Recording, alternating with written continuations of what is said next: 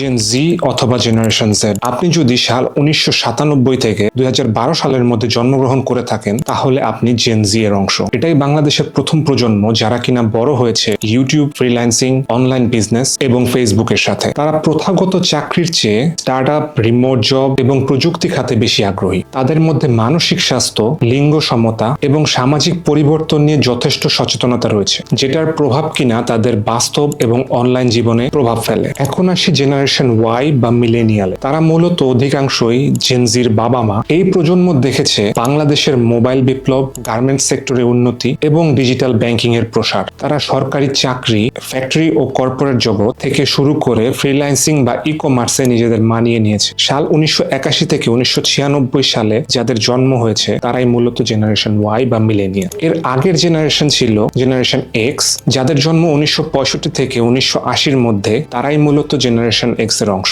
এই প্রজন্মই বাংলাদেশের অর্থনীতি গড়ে তুলেছে।